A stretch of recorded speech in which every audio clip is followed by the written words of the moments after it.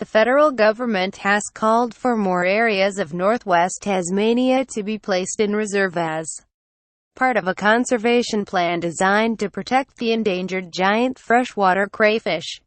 The crayfish, Astacopsis goldii, can weigh up to 6 kilograms and live for 60 years. Commonly called the giant freshwater lobster, it is the largest invertebrate in the world and endemic to the cool rivers of northern Tasmania, although habitat restriction and poaching have forced it to retract to areas west of Launceston. There is no official population count, but researcher Todd Walsh, who has been studying the species for 20 years, says the numbers are less than 20% of what they would have been pre-colonization. Bob Brown arrested while protesting against logging in Tasmania. Read more. Walsh said locals had a deep affection for the weird creatures, which have been known to turn up on the footpaths of country towns and in the middle of paddocks.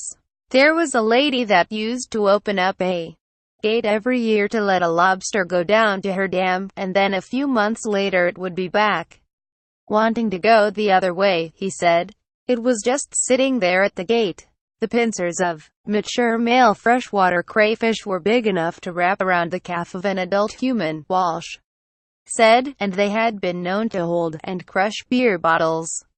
These are supremely impressive animals, he said. In the Amazon and the Nile and the Mississippi, there's nothing without a backbone that's bigger than these animals.